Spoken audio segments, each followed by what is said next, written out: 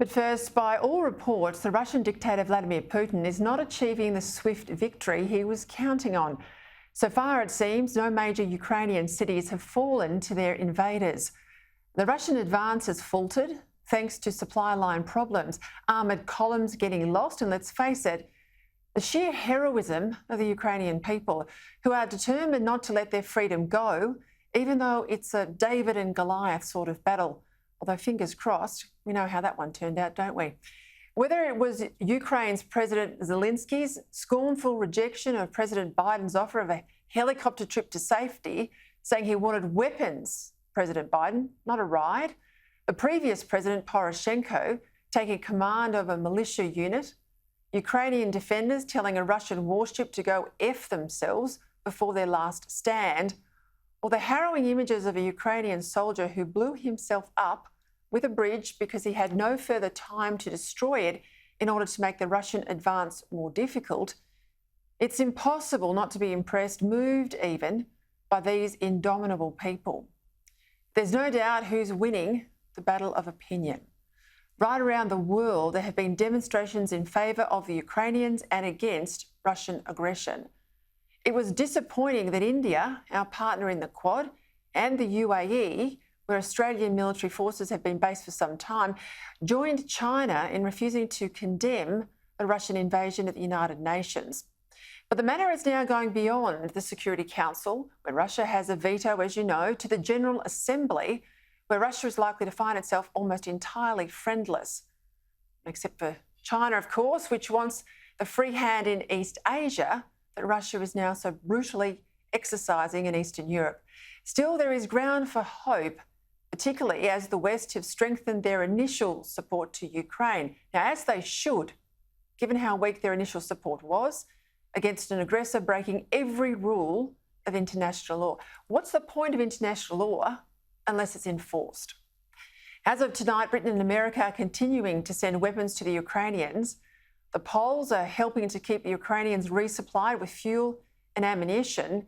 And now even the Germans have got off the fence, with their Chancellor scrapping Nord Stream 2, announcing a big lift in military spending, and finally sending the Ukrainians some lethal weapons. To their credit, the people of Poland, no strangers to invasion, are driving their cars to the border, picking up fleeing Ukrainian families, ferrying them to their private homes and giving them refuge. The President says it doesn't matter if they don't have papers to enter Poland, they are welcome. Now, the women and children are staying in safety in Poland, but the men are turning around to go back and fight. Since the fall of the Berlin Wall 3 decades back and the so-called end of history, it was supposed to have come with the triumph of liberal capitalism, too many people in countries like ours, well, we've taken our freedom for granted.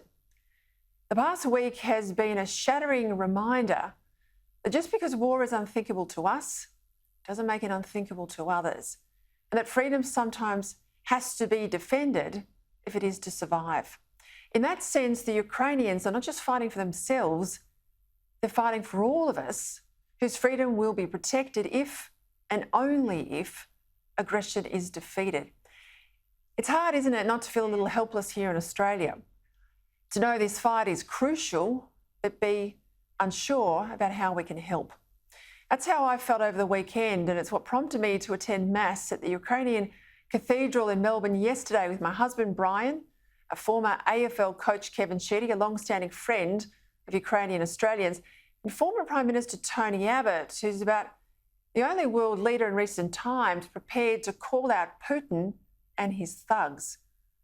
We wanted to be there yesterday to show solidarity with the people of the Ukraine and to pray not merely for peace, but pray for victory over the brutal Russian army. This has been a giant wake-up call, hasn't it? I've been saying here for months and months, all of our government policies, they've got to be seen through the prism of an increasingly worrying world order. That we can't keep closing down baseload power stations if we want to stay strong.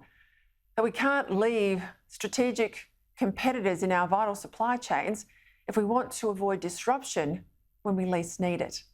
That we've got to be able to make steel and weapons and for heavy industry to operate here in Australia rather than rely fully on imports. and that we must cease teaching our young people to scorn our flag and our country in case we might need to have to defend it. I hope that we're learning the right lessons from this to bring a better perspective to so many national debates we're having in this country now and into the future. Of course, it's early days and there's much danger ahead, but we should be inspired by these brave Ukrainians and do all we can to support and encourage them as they refuse to be bullied.